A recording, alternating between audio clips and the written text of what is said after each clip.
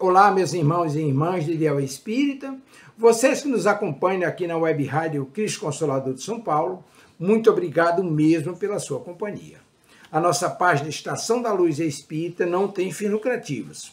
O objetivo é a divulgação da doutrina espírita, e é por isso que reunimos aqui esse acervo de matérias espíritas, os livros da codificação, obras suplementares, entrevistas, palestras e outros trabalhos. Tudo isso exibidos nos programas das Web Rádio Estação da Luz de Natal e Cristo Consolador de São Paulo, para atender suas necessidades de estudo, pesquisa e lazer.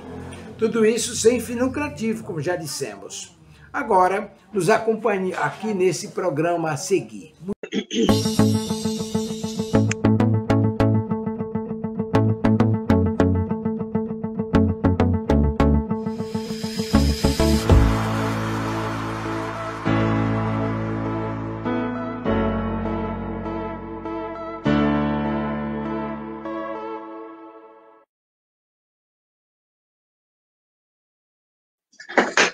Boa tarde. Sejam todos bem-vindos a mais um programa da Web Rádio Cristo Consolador. E eu estou buscando centralizar a minha imagem. Hoje está complicado, gente. Está bem complicado. Mas acho que é assim o máximo que dá, tá bom? Não está muito central, assim, uma Brastemp em termos de centralização de imagem, mas é o que temos para hoje. Sejam todos muito bem-vindos. Hoje, dia do nosso programa Romances que Iluminam, estamos, no livro O Jardim dos Girassóis. A ideia desse programa é que o próprio livro já vá sendo autoexplicativo. E os livros dessa autora inspirada, Alicia Barbieri Amaral, piscou, nós passamos 4 ou 5 capítulos. Ela é danadinha. Bom, acho que aqui é o melhor que eu posso fazer. Desculpem meu jeito brincalhão, se fica aquém das expectativas de vocês. E para a gente começar bem, vamos fazer a nossa prece. Graças a Deus. Gratidão a Deus, acima de tudo, pela misericórdia com que nos envolve, nos socorre, nos fortalece. Gratidão ao Mestre, que nos ensinou a amar os nossos inimigos, e no Evangelho está bem escrito, bem explicado, os inimigos do plano espiritual, os inimigos desencarnados. Gratidão, Senhor, que através de autores espíritas nós compreendemos o que significa essa enfermidade da alma, a obsessão, e sabemos como tratá-la, como cuidar dela. Gratidão a Maria por nos acolher e nos sustentar sempre. Gratidão aos benfeitores espirituais que nos inspiram atitudes melhores. Que todos nós possamos aprender um pouco mais na tarde de hoje. Graças a Deus. Pergunta número 1. Olha como é que eu estou totalmente tortinha, gente. Ninguém se espante. Foi minha bengala que caiu. É por aqui, eu acho. Não. Eu tenho uma descoordenação motora lendária, entendeu? Então, às vezes, para eu centralizar um negócio, me parecer que eu estou olhando para lá, é isso. Ficamos assim. Então, pergunta número 1, como você está se sentindo hoje? Pergunta número 2, se a água está por aí. Deixa eu tentar uma coisa aqui, antes de beber o meu gole de água sacramental.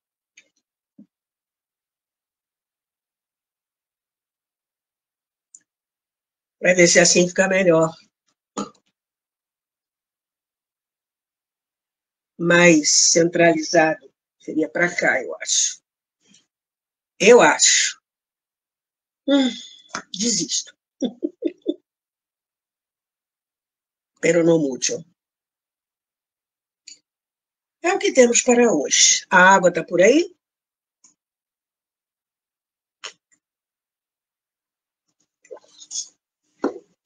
Vamos lá para o capítulo 14 já. Piscou, a história continua. ok? Capítulo 14. Naquela noite, Lenita voltou a sonhar com tia Geninha. Novamente era um sonho que mais parecia realidade. O que está acontecendo? A gente está vendo que o Alberto desencarnado voltou e está controlando espiritualmente a família, né? Ele está inspirando todos os filhos. E agora foi perturbar o João Vitor, porque ele pescou que o João Vitor está afim da ex-mulher dele, que para ele continua sendo a mulher. E aí aquela onda de tristeza de novo em cima de todo mundo. E aí partiu para perturbar o João Vitor, que já estava lá obsediando o João Vitor, fazendo com que ele bebesse. O Xantipa é um espírito obsessor, ligado à bebida alcoólica. E ele ficou lá, Alberto em cima do João Vitor e tal,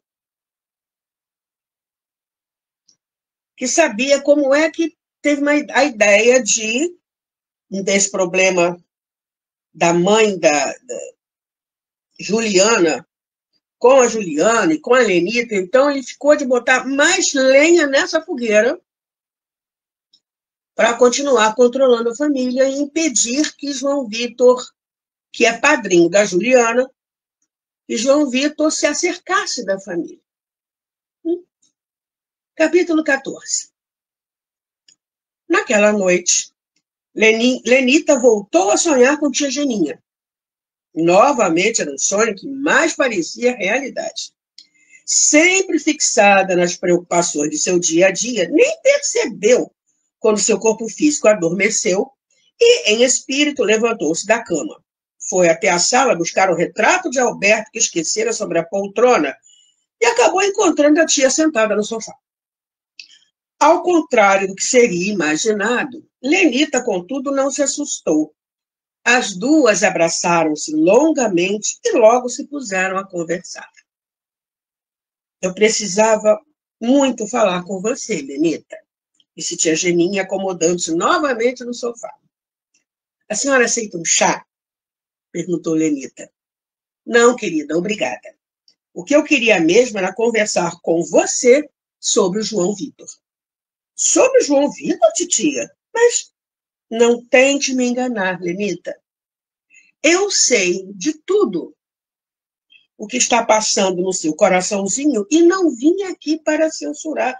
Muito pelo contrário. Não estou entendendo onde a senhora quer chegar, titia. Lenita, querida, não temos muito tempo. Você precisa me ouvir. João Vitor corre sério perigo. Você precisa ajudá-lo. Perigo? Não consigo entender o que a senhora está querendo me dizer. Telefone para ele amanhã bem cedo e o aconselhe a não dizer nenhum desaforo a seu chefe. Mas a troco de que eu vou dizer isso a ele, tia Geninha? Faz o que eu estou dizendo. Depois você vai entender.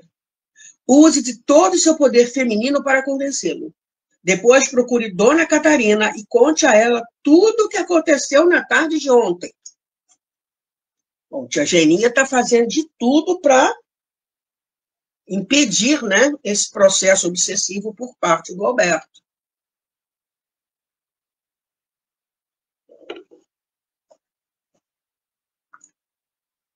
Assim, a senhora me confunde, tia Geninha. Por que eu iria procurar a Dona Catarina e me expor dessa maneira? Confie em Dona Catarina, Lenita. Ela pode ajudá-la. Agora preciso ir. Mas, titia, se eu não me lembrar de tudo isso amanhã, quando eu acordar, você vai lembrar. E trate de se cuidar, ouviu bem? Não quero mais vê-la chorando pelos campos, agarrada nesse retrato do Alberto. Dizendo isso, tia Geninha beijou Lenita na testa, depois se aproximou da janela e se transformou numa imensa luz dourada que desapareceu em seguida.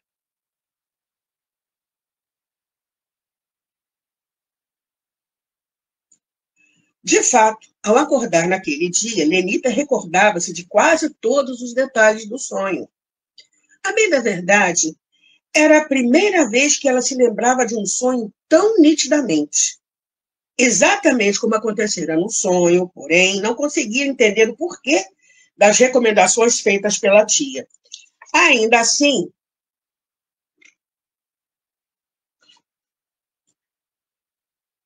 Uma frase não lhe saía da cabeça. João Vitor corre sério perigo, você precisa ajudá-lo.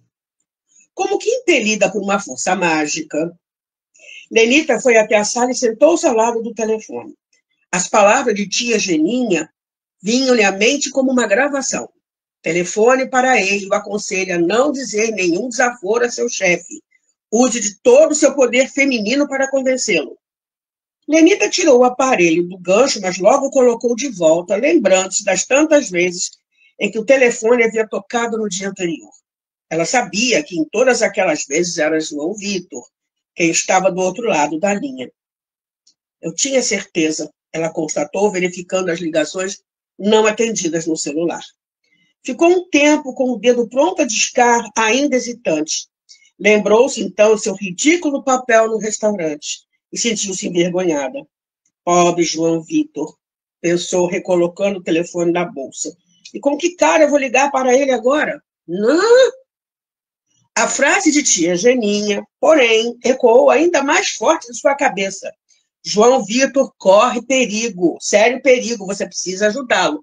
Olha como os espíritos colocam as ideias na nossa mente quando é importante para nosso equilíbrio, para nosso bem-estar. Pegou novamente o telefone da sala, lhe dizendo em voz alta, eu preciso ligar, nem que seja apenas para lhe pedir desculpas. João Vitor terminava de se vestir quando o telefone tocou.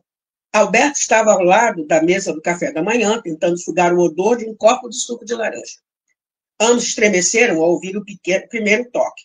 João Vitor correu a atender. Alô, Lenita, que bom que você ligou. Estava realmente preocupado com você. Não fiquei chateado. Claro que não. Alberto correu para o lado dele e segurou-o pelo pescoço. Miserável, desliga esse telefone. Olha só. Complicado esses dois, hein? João Vitor sentiu um pouco de mal-estar e teve ímpeto de abreviar a conversa para desligar o telefone. A vontade de falar com Lenita, porém, foi mais forte e ele resistiu à sugestão de Alberto.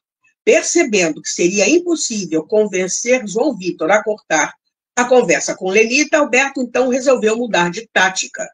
Você está atrasado, olha o relógio, lembre-se de que precisa dizer algumas verdades ao presidente ainda hoje. Registrando-lhe a sugestão, João Vitor olhou para o relógio e viu que realmente estava em cima da hora. Escute, Lenita, gostei muito de falar com você, mas preciso desligar agora. Tenho um assunto muito importante a resolver no escritório. Do outro lado da linha, Lenita lembrou-se mais uma vez da recomendação que recebera da tia e resolveu jogar verde para Colhemador. Aconteceu algum problema com o senhor Fernandes? Mais ou menos, respondeu-lhe João Vitor. Resolvi dizer-lhe algumas verdades. Ouvindo isso, Lenita associou imediatamente os fatos e chegou a ficar arrepiada. Agora começava a entender a mensagem de tia Geninha. Pensando nisso, insistiu. Escute, João Vitor, eu preciso lhe pedir uma coisa. Tive um sonho muito estranho esta noite e acho que você não deve ter essa conversa hoje com o presidente. No quarto de João Vitor, nervoso por não poder ouvir o que Lenita dizia, Alberto gritava no ouvido do amigo. Olha a hora, olha a hora. Mais uma vez, contudo, João Vitor resistiu aos seus apelos, curioso com o pedido de Lenita. Mas que sonho foi esse? Não dá para te explicar agora, assim, por telefone, mas, por favor, não brigue com seu chefe hoje. Depois, mais tarde, a gente conversa. Agoniado, Alberto fez de tudo para conseguir ler o pensamento de João Vitor. Chegou mesmo a colar sua testa na testa do amigo. Mas, por alguma razão que desconhecia, naquele momento não conseguia captar uma palavra sequer. A sintonia e a afinidade aí. Bom, já que você está me pedindo, concordou finalmente João Vitor pelo telefone. Promete? Insistiu Lenita. Prometo. Disse, agora realmente preciso correr. Um beijo. Outro para você. Lenita desligou o telefone e respirou fundo, aliviada. Missão cumprida. Dirigiu-se então à cozinha, onde encontrou Juliana e Felipe, que também tomavam seu café. Juliana já estava arrumada para a escola. Com quem você estava falando, mamãe? E saber Felipe. Felipe é danadinho, querido. Com o tio João Vitor. Liguei para pedir desculpas por toda aquela confusão de ontem. Disfarçou Lenita. Afinal de contas, será que dava para vocês me explicarem o que foi que aconteceu ontem de tão grave para eu chegar em casa e encontrar a Lenita naquele estado? Felipe apressou-se em dar sua versão dos fatos. A gente foi no restaurante e não aconteceu nada demais, cortou Lenita. Para dizer a verdade, não estou com vontade de conversar sobre isso agora. Juliana olhou para a Lenita, um pouco magoada, depois deu de ombros e continuou a tomar café. E ontem, na casa de Selene, como é que foi? Perguntou Lenita, mudando de assunto. Também não estou com vontade de conversar sobre isso agora, revidou Juliana, levantando-se da mesa. Juliana, espera, não quis. Depois a gente conversa, tornou Juliana ainda magoada. Estou indo para a escola. Mas você me disse que hoje só tem aula de tarde, insistiu Lenita. Vou mais cedo para fazer o trabalho do grupo. Beijos. Juliana bateu a porta e Lenita ficou parada na entrada da cozinha. Não queria magoá-la. Lembrou-se então de mais uma frase do sonho. Procure Dona Catarina e conte a ela tudo o que aconteceu na tarde de ontem. Não, pensou definitivamente. É aí que a gente erra, tá vendo? Quando a boa inspiração vem... mas como é que a gente vai fazer a diferença? É pro bem? Se é pro bem, tranquilo. Segue. Não, pensou definitivamente. Isso ela não iria fazer. Olhou para a pilha de folhas que a esperava sobre a mesa da sala e sentou-se para trabalhar. Isso vai atrasar ainda mais o socorro. Mas vamos continuar aqui. Capítulo 15. Alberto não conseguia entender. O que estaria acontecendo? Não só se sentia impedido de ler os pensamentos de João Vitor, como, sem querer, se deixava, entre aspas, contaminar pelo seu bom humor. João Vitor andava pelas ruas sorridente, cumprimentando a todos que por ele passavam. A seu lado, embora não pudesse ler seus pensamentos, Alberto sentia que o amigo desejava coisas boas a cada pessoa com quem se deparava em seu caminho. E a força dessa vibração, olha só a explicação, e a força desta vibração positiva, sincera e constante, aos poucos começava a lhe causar certa comoção, um sentimento estranho lá no fundo da alma, que era quase como um arrependimento por ter desejado tão mal ao antigo amigo do dia anterior. Vê como é que a gente consegue ajuda quando a gente faz uma coisa que parece tão simples. Ser gentil.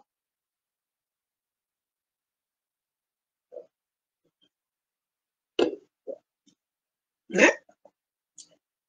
Sentado ao lado de João Vitor, agora dentro de um vagão do metrô, Alberto tentava concentrar-se nas razões que haviam despertado o seu ódio por ele. O emprego roubado nas mãos do traidor, segurando as mãos de Lenita no restaurante, na segurança que Felipe sentia ao lado do tio. Por mais que se esforçasse, no entanto, seus pensamentos teimavam em tomar uma direção oposta à que ele desejava. Vinham-lhe à mente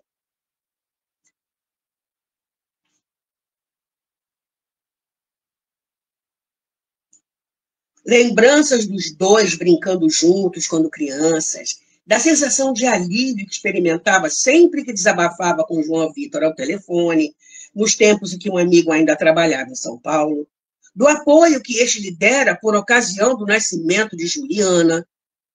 Alberto já estava quase se entregando àquela emoção quando, de repente, voltou a ouvir os pensamentos de João Vitor, que naquele momento começara a compartilhar suas mesmas recordações.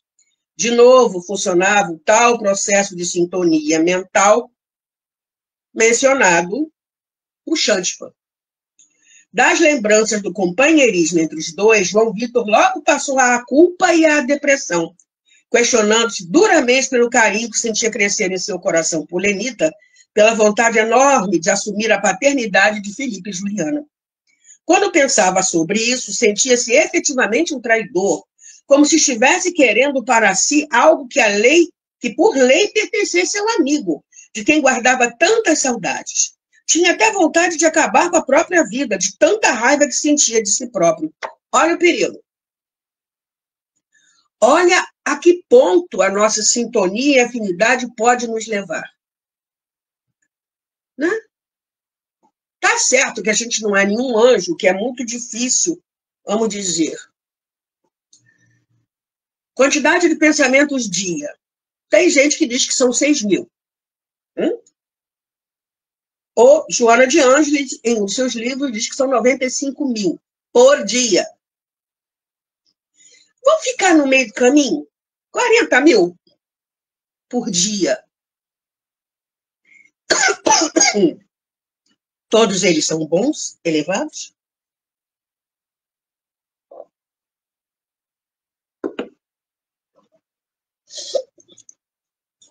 Pacíficos? Gentis? Otimistas? Não, né? Olha o que acontece. Aí, a nossa sintonia vai para que lado? Para o lado da turma, do lado negro da força. Aí a coisa complica para o nosso lado e muito. Vê que até em suicídio o cara já está pensando. Bastou João Vitor começar a pensar assim para que sua fisionomia se alterasse, dando lugar a uma profunda tristeza. O brilho que há poucos minutos resplandecia de sua figura tornou-se opaco. Enquanto isso, Alberto, ao seu lado, também modificava seus pensamentos, recobrando rapidamente o ódio pelo amigo. Assim, afinizados, os dois saíram da estação do metrô, cruzaram a rua em que Alberto fora atropelado e entraram no escritório. Alberto fez o impossível para controlar sua emoção de estar ali, agarrando-se como um náufrago ao sentimento de culpa de João Vitor. Quando cruzaram a entrada da sala de Dona Catarina, porém, não pôde resistir e ordenou ao amigo: peça um café. Estranhando a súbita vontade que lhe invadira, João Vitor abriu a porta, cumprimentou Dona Catarina e fez o pedido. Dona Catarina, de repente, me deu uma vontade de tomar um café. Será que a senhora não poderia me arranjar uma xicrinha? Ouvindo isso, Dona Catarina automaticamente se lembrou de Alberto, que dizia as mesmas palavras todas as manhãs quando trabalhava lá. Ela sentiu um arrepio gelado na espinha, intuindo que algo de errado estava acontecendo com João Vitor. É engraçado, observou enquanto enchia a xícara. Em quase 3 meses que você trabalha aqui, é a primeira vez que o vejo pedir um café.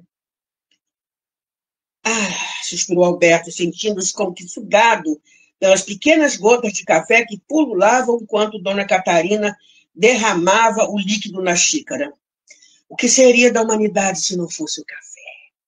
No mesmo instante, Dona Catarina lembrou-se da costumeira frase de Alberto. E João Vitor a repetiu em voz alta, enquanto Alberto aspirava profundamente o vapor que agora saía da xícara.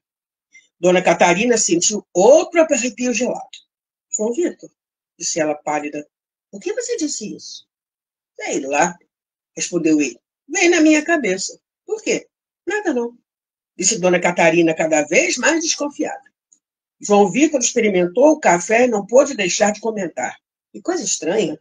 Esse seu café estava tão cheiroso, mas agora não está nada saboroso. Quer dizer, ele não queria ser indelicado. Vai ver, é porque já tem muitas horas que ele está guardado na garrafa. Se quiser, quando chegar o novo, posso levar na sala para você, respondeu ela prestativa. Não precisa, tornou João Vitor, terminando a xícara. Eu realmente não gosto muito de café. Só tomei este aqui porque senti muita vontade. Mudando de assunto, continuou Dona Catarina. Você sabe que a Juliana ontem conheceu meu filho Paulo? Não, para dizer a verdade, eu nem sabia que a senhora tinha filhos. Pois é, tenho 4. O Paulo é temporão. É um menino muito bom, o único que ainda mora comigo. Eles se conheceram na casa de Selene, explicou Dona Catarina. É verdade, eu deixei Juliana lá ontem, comentou ele. Pois é, nós moramos no mesmo prédio. Acho que o Paulo se apaixonou pela Juliana, confidenciou ela. Não fale em outra coisa desde que chegou em casa? A Juliana ainda é muito nova para namorar, protestou Alberto, que prestava atenção à conversa dos dois. Mais uma vez, Vitor captou seus pensamentos e repetiu a mesma frase. Dona Catarina ficou sem graça. Eu sei, só falei porque... Bom, preciso trabalhar, cortou João Vitor, influenciado pela irritação de Alberto. Assim que o senhor Fernando chegar, a senhora entrega a ele estes relatórios e me avisa em seguida. Dona Catarina concordou. João Vitor saiu da sala seguido por Alberto. Ela ficou preocupada. achou João Vitor muito diferente do habitual. Suas palavras, seus ciúmes de Juliana, tudo lembrava Alberto. Alguma coisa naquela história não estava bem. Tirou da gaveta um exemplar de O Evangelho segundo o Espiritismo, e aí uma coisa boa também, quando a gente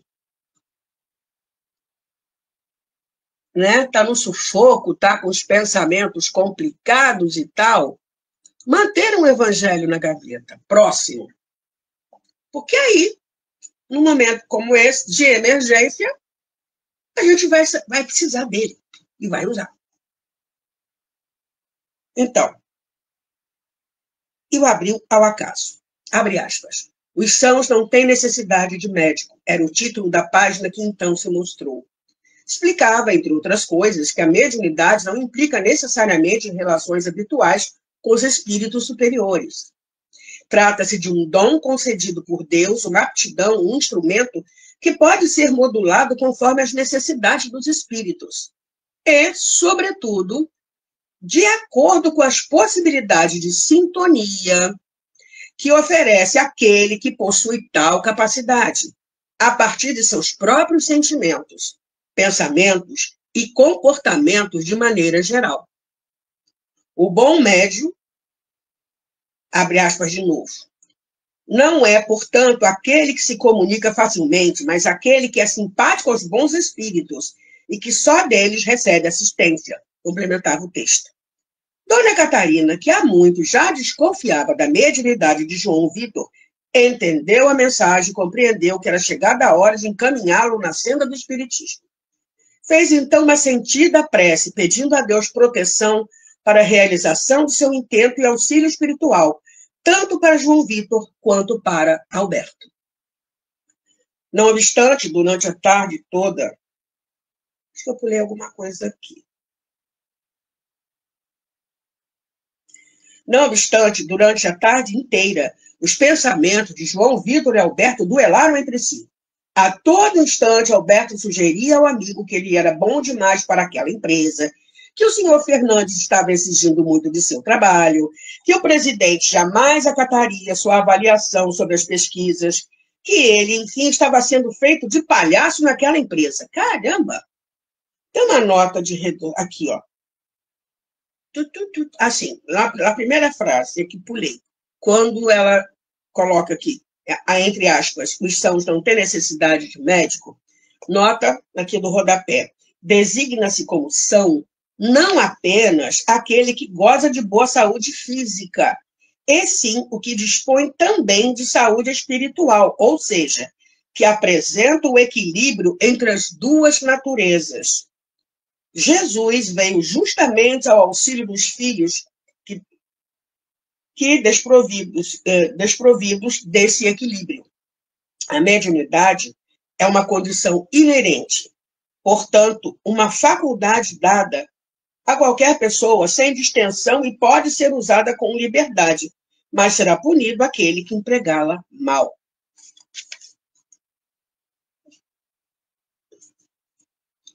Vamos continuar. Fortalecido, João Vitor, fortalecido, porém, pela oração de Dona Catarina,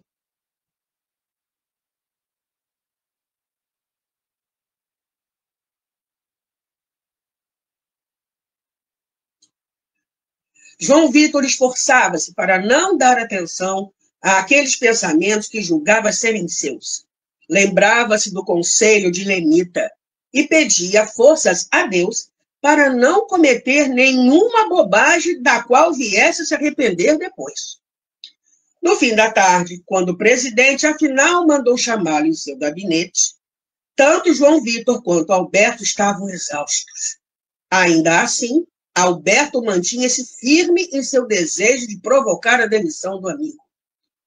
Para sua surpresa, porém, o senhor Fernão Fernandes Ferraz estava surpreendentemente bem-humorado naquele dia e tratou João Vitor com inesperada distinção. Será que a tia Geninha está lá? Vamos lá. Antes de mais nada, disse ele, gostaria de pedir desculpas pela demora e dizer que estou muito satisfeito com o seu trabalho. Passei o dia reunido com um dos nossos clientes, o senhor Dagoberto de Almeida Matos Sanches, dono da emissora que nos encomendou as pesquisas. Ele se mostrou entusiasmadíssimo com as suas sugestões. Boquiaberto com os elogios inesperados, João Vitor deixou-se cair na poltrona procurando o que dizer. Alberto também estava pasmo. Antes que algum deles conseguisse manifestar-se, o senhor Fernandes continuou.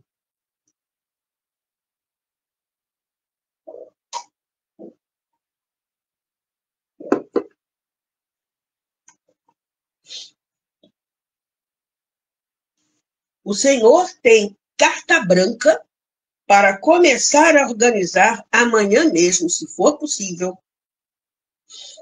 o grupo de telespectadores modelo que participarão das pesquisas de audiência específica. O senhor Dagoberto anda preocupado com a queda dos índices de audiência da novela A Rejeitada e quer saber, o quanto antes, o que o grupo de telespectadores preconizado pelo senhor pensa a respeito da trama, para que os autores possam fazer as necessárias modificações. Mas essa ideia é minha, protestou Alberto, sem que os dois pudessem ouvi-lo. Alberto estava arrasado. A ideia das pesquisas qualitativas de audiência era, de fato, um antigo projeto seu, o qual discutir inúmeras vezes com João Vitor. Mas ele tinha a certeza de que o amigo jamais diria isso ao presidente, contrariando as suas expectativas. Porém, João Vitor pressentiu seus pensamentos e fez questão de dizer ao chefe: senhor Fernandes, fico-lhe imensamente grato pelos elogios, mas gostaria de esclarecer que o verdadeiro autor desse projeto foi o Alberto, por sinal, meu grande amigo. Eu apenas coloquei no papel aquilo que nós vínhamos discutindo há alguns meses em nossos encontros e telefonemas. Mais do que ninguém, ele tinha a certeza de que este novo método revolucionaria o conceito das pesquisas de opinião pública. Ouvindo isso, Alberto não teve alternativa senão encolher-se na poltrona, envergonhado. Para enaltecer sua imagem, João Vitor sequer mencionara o fato de que também contribuíra muito para o projeto com sua experiência na antiga empresa onde trabalhava. O senhor Fernandes também mostrou-se profundamente sensibilizado com a atitude de João Vitor. Sua franqueza me faz admirá-lo ainda mais, senhor João Vitor. Poucas pessoas teriam essa atitude. Devo admitir, porém, que jamais valorizei devidamente a competência do senhor Alberto e que talvez tenha cometido uma terrível injustiça por isso. Vai chover? Mudou?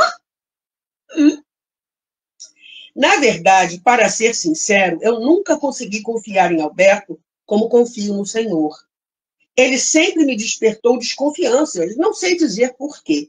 Enfim, águas passadas não movem moinhos. Tenho certeza de que, mesmo não sendo o autor do projeto, o senhor poderá levá-lo avante com o máximo de competência. Quando João Vitor e Alberto deixaram a sala do senhor Fernandes, suas visões sobre o presidente haviam se invertido.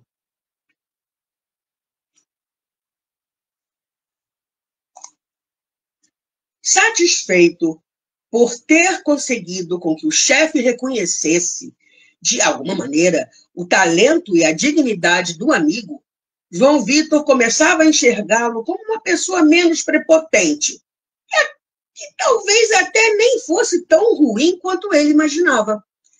É o que a secretária dele disse, né? Disse para o João Vitor. Ele não era uma pessoa assim tão ruim, não. Ou disse para o Alberto. É um comentário da secretária.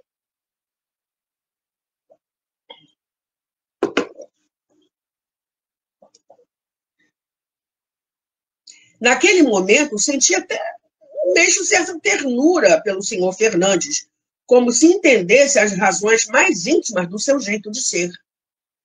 Alberto, por sua vez, sem saber que o presidente jamais cogitara em lhe dar o cargo agora ocupado por João Vitor, começava a perceber que o senhor Fernandes jamais o havia admirado, como ele por tanto tempo acreditara. e o odiava por haver elogiado com tanta ênfase a competência de um novato na empresa como João Vitor. Ai, ai, ai. E ainda mais por permitir que o outro continuasse um projeto que era seu por direito. Transtornado por essas ideias, ordenou a João Vitor que pedisse outro café a dona Catarina, no que foi prontamente atendido. Cada vez mais desconfiada da súbita mudança de hábitos de João Vitor, dona Catarina aproveitou a deixa para fazer-lhe um convite, enquanto servia o café. Que bom que você se entendeu com o senhor Fernandes, João Vitor. Mas ainda estou te achando tenso. Até café você está tomando.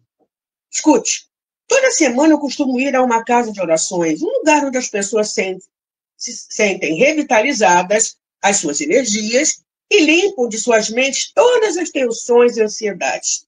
Você não gostaria de uma casa de orações?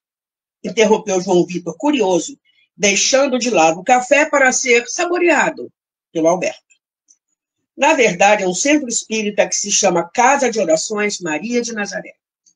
Você já ouviu falar da doutrina espírita codificada por Allan Kardec, que fala sobre a continuidade da vida no plano espiritual? Perguntou dona Catarina. Yes, é uma espírita consciente, codificada por Allan Kardec. Né? Ele não é chefe de Kardec, não é chefe de nada. Não é chefe do espiritismo. Ele era espírita, ponto. Mas ele codificou. Codificar é colocar em código, ou seja, organizar uma série de ideias que devem ser transmitidas a outras pessoas. Isso é um código. E ele fez isso com os conhecimentos que ele recebeu. Imediatamente, João Vitor pensou em Alberto, que não tardou a dar sua opinião sobre o assunto, lembrando-se do alerta que recebera de Xântipa. Tudo isso é bobagem. Não se deixe envolver por superstições ou vai acabar arrumando sarna para se coçar. Captando-lhe as sugestões, João Vitor respondeu: não acredito muito nessas coisas, pois devia acreditar. Tornou dona Catarina. A maioria das pessoas acha que a vida acaba no momento em que morre o corpo de carne. Mas isso não é verdade. A vida continua no plano espiritual. E, em espírito, aqueles que se foram podem interferir, e muito, na vida daqueles que ficaram. Sobretudo na vida daqueles que lhes são muito ligados. E por que o senhor está me dizendo tudo isso? Perguntou João Vitor, desconfiado. Não dê confiança para essas sandices de dona Catarina. Ela sempre teve mania de querer levar todo mundo para esse centro espírita que ela frequenta. O pessoal desse centro não sabe de nada e a prova maior disso é que estou aqui fazendo o que quero e bem entendo, insistiu Alberto, intuindo que o tal centro pudesse ter alguma ligação com o hospital de onde fugira. Iluminada, porém, por benfeitores invisíveis, dona Catarina deu uma resposta que calou fundo, tanto em João Vitor quanto no descrente Alberto.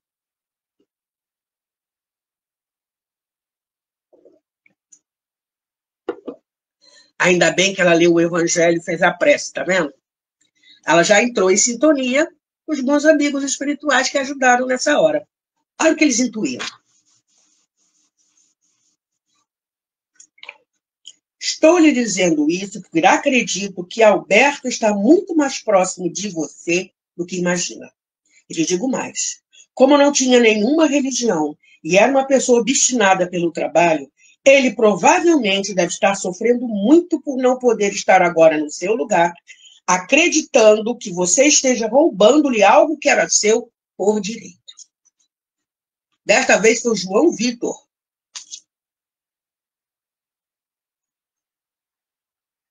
Quem sentiu um arrepio na espinha. Lembrou-se de tudo o que acontecera no restaurante no dia anterior e automaticamente associou os fatos. Seria possível? Pensou consigo. Alberto, por sua vez, ficou pálido de susto, mas logo se recuperou e voltou-se contra a dona Catarina. Sua enxerida, como é que pode saber de tudo isso? No momento em que ele tentou se aproximar dela, porém, deparou-se com uma forte luz, a qual circundava a secretária e funcionava como um escudo protetor que o repeliu de imediato. É mentira! Gritou Alberto, irritado ao ouvido de João Vitor, sem se dar conta do inusitado de suas palavras. Tudo que ela está dizendo é mentira. E era verdade, né?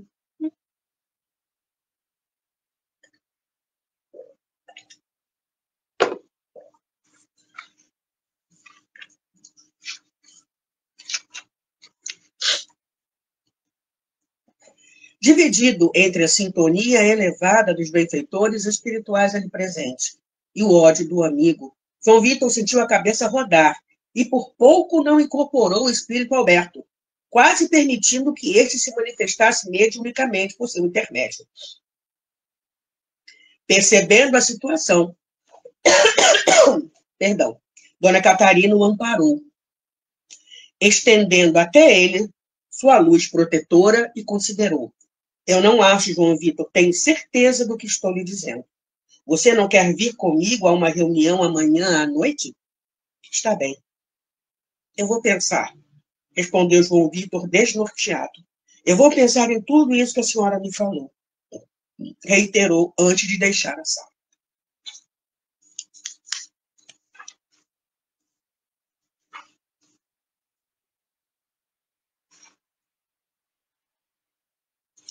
Capítulo 16. Quando soou o sinal do último tempo na escola, já fomos para outro núcleo, agora é Juliana. Juliana foi a primeira a deixar a sala. Ao longo de todo aquele dia, havia se sentido triste e solitária. Dirigiu-se, como de hábito, ao outro lado do pátio, onde ficava a sala de Felipe. Mas, no meio do caminho, lembrou-se que naquele dia ela saía mais tarde, visto que todas as segundas e sextas frequentava o curso de francês opcional oferecido pela escola. Nesses dias, era Lenita quem buscava Felipe. Ao chegar à rua, porém, teve uma grata surpresa. Paulo a esperava, sentado num banco da pracinha que ficava em frente ao colégio. Ao vê-la, ele abriu um largo sorriso e acenou para ela, que correu ao seu encontro. Sem que ela entendesse o porquê, seu coração disparou e suas mãos começaram a suar tanto que, ao chegar diante dele, achou melhor esconder os braços atrás da mochila. Suas bochechas vermelhas, porém, denunciavam a agitação com que o sangue circulava por dentro dela. Paulo também estava ligeiramente corado quando disse: ai, o nosso primeiro amor. Estava passando por aqui e resolvi dar um tempo para ver se você... Quer dizer, para saber se você... Juliana percebeu o seu constrangimento e resolveu ajudá-lo, embora também não soubesse direito o que dizer. Que bom que você veio. Estava mesmo pensando em... Quer dizer, estava mesmo precisando conversar com alguém. Que tal se a gente fosse tomar um sorvete? Propôs Paulo, encorajado pela timidez dela. Ótima ideia, respondeu Juliana, aliviada. Tem uma sorveteria super legal bem ali na esquina, você conhece? Tem um sorvete de chocolate com pedaços de laranja que, nossa, só de pensar me dá água na boca, disse ele enquanto pegava sobre o banco um pequeno pacote retangular e magrinho, embrulhado por um papel colorido, um pouco amassado. Sei qual é que você está falando, continuou Juliana, olhando curiosa para o pacote. Também é o meu favorito. Era a senha para que os dois retomassem a imensa série de identificações que haviam começado a descobrir no dia anterior. Depois de muita conversa e muito sorvete, Paulo já se sentia à vontade para tocar no assunto que o trouxera até ali. Sabe, Juliana, fiquei muito preocupado com você ontem. Acho que a sua mãe não deveria... Não se preocupe, não, disse Juliana com os olhos baixos, lambendo seu sorvete. Selene sempre foi assim. Acho que estou até acostumada. É engraçado. Você quase nunca chama a Selene de mãe, observou Paulo jogando fora seu guardanapo. Vai ver, é porque eu quase nunca me lembro que ela é minha mãe, confessou Juliana, oferecendo a ele um pedaço da sua casquinha. Você não quer falar sobre o assunto? Perguntou Paulo, delicado, mordendo a casquinha. Não é isso, é que sempre que eu penso nela, me dá uma angústia aqui no coração. Ela parecia se engasgar com um pedaço de casquinha que acabara de engolir. Você pode até não acreditar, mas todas as vezes em que eu vi a Selene falar de você, notei que ela também sentiu uma dor como essa que você está dizendo, comentou Paulo, pensativo. Agora você está parecendo até o tio João Vitor, meu padrinho. Ele vive dizendo que a Selene, no fundo, não é má, que eu devia aprender a gostar dela, porque, afinal de contas, ela é minha mãe. Mas você acha que ser mãe é só botar um filho no mundo e depois nem olhar mais para a cara dele? Desabafou Juliana, jogando fora o guardanapo e a pazinha. Também não é assim, né, Juliana? Ontem mesmo ela olhou um monte de vezes para você que eu vi. Depois, será que o seu tio não tem um pouco de razão em achar que você é tão ingênuo quanto o tio João Vitor, Paulo, cortou Juliana? Será que vocês não percebem que ela só está interessada em mim agora porque acha que assim teria direito à metade da pensão do meu pai?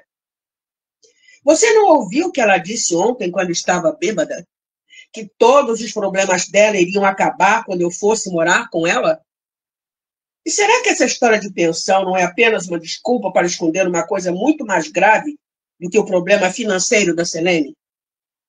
Será que ela, no fundo, não está querendo arranjar com essa desculpa um jeito de consertar tudo que ela fez de errado no passado? Será que, ainda que inconscientemente, ela não viu na briga por esta pensão uma maneira de chegar mais perto de você, de assumir o papel da mãe que ela nunca foi para você? Já pensou nisso, Juliana? Afinal de contas, mal ou bem, ela sempre conseguiu se virar para arrumar o dinheiro que precisava, analisou Paulo. Os olhos de Juliana se encheram de lágrimas. No fundo, ela bem que gostaria que Paulo estivesse falando a verdade. Por mais que negasse, embora nem soubesse por quê, ela sentia um carinho imenso por Selene. Às vezes, até se achava parecida fisicamente com ela, que tinha os mesmos olhos azuis e ficava imaginando se um dia ficaria tão bonita quanto a mãe. Percebendo que Juliana chorava, Paulo sentiu-se culpado e tentou consolá-la. Por favor, disse ele, oferecendo-lhe um guardanapo, não fica assim. A última coisa que eu queria na vida era magoar você. Tudo bem, respondeu Juliana, limpando o rosto no guardanapo. Eu não estou chateada com você, é que esse assunto me machuca muito. Então não vamos mais falar sobre isso, contemporizou ele enquanto pegava o embrulho sobre a cadeira. Tome, estendeu, isso é para você. Juliana sorriu surpresa. Para mim? Espero que não repare, é um livro. Na verdade, ele era meu, e é um dos meus favoritos. Mas quando você me falou que seu pai tinha morrido há pouco tempo, achei que ele seria mais útil para você agora. Só não sou muito bom em fazer embalagem de presente, disse ele, justificando-se pelo papel amassado. O livro era Céu Azul, de César Augusto Melero. Autor espiritual e psicografado por Célia Xavier de Camargo. Logo ao tomar em suas mãos, Juliana ficou maravilhada com sua capa delicada, que mostrava uma rua limpa e arborizada, onde caminhavam pessoas rodeadas por um halo de luz branca sob um céu de intenso azul. Poxa, eu adoro ler, foi tudo que conseguiu dizer. Este livro foi escrito por um rapaz que morreu aos 19 anos, o César, explicou Paulo. Mas como ele pôde escrever um livro depois de morto? Assustou-se Juliana. Aí é que está, destacou Paulo. Lendo esse livro, você vai entender que a vida não acaba quando a gente morre. O César nos conta como é o dia a dia dos espíritos, suas atividades, suas responsabilidades, mas um montão de coisas que acontecem lá no plano espiritual. Isso me lembra um sonho que tive com meu pai um tempo atrás. Nossa, estou doida para ler. Por falar nisso, que horas são? Perguntou ela, lembrando que Lenita e Felipe deveriam estar preocupados com sua demora. 7h30, respondeu Paulo. Meu Deus, disse ela num pulo. Preciso correr para casa. Eu posso te acompanhar, ofereceu o rapaz. É melhor não, ponderou Juliana já de saída. Eu nunca cheguei ao prédio acompanhada de um garoto, quer dizer, ia falar de um homem, mas se deteve antes de concluir a frase. Ah, sei lá, pode dar confusão. Que bobagem, respondeu Paulo, divertindo-se com a preocupação dela. O máximo que os porteiros poderiam pensar é que, além do mais, cortou ela nervosa, eu moro a 2 quarteirões daqui. Se correr bastante, chego, estou em casa em 10 minutos. Percebendo seu embaraço, Paulo achou melhor não insistir para não deixá-la ainda mais constrangida. Então, amanhã a gente se fala? Ousou perguntar já na porta da sorveteria. Amanhã, respondeu Juliana. Eu te ligo. Paulo ficou parado na porta da sorveteria, vendo Juliana sumir na virada do primeiro quarteirão. Só uma pergunta martelhava-lhe a cabeça. E como é que ela vai me ligar, meu Deus, se nem pegou meu telefone? E nós paramos por aqui hoje.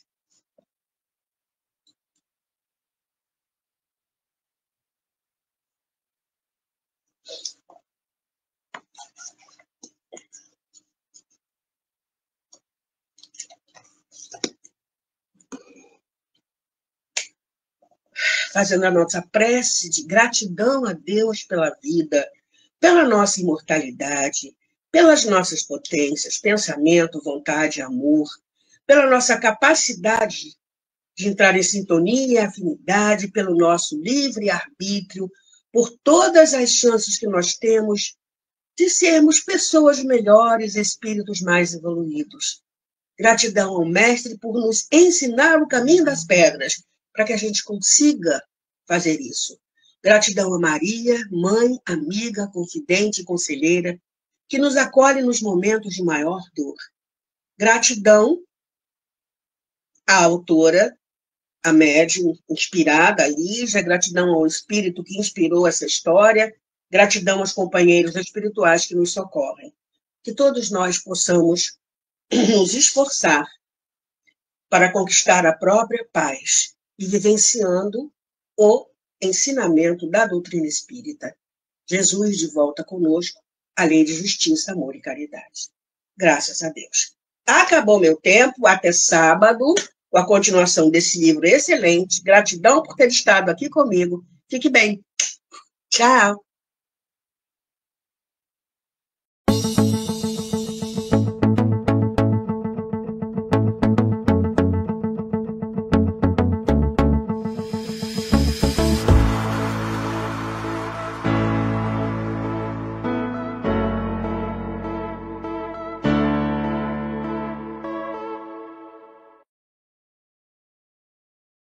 Chegamos ao final do nosso programa. Muito obrigado por ter nos acompanhado nesse trabalho e aguardo você na próxima atração.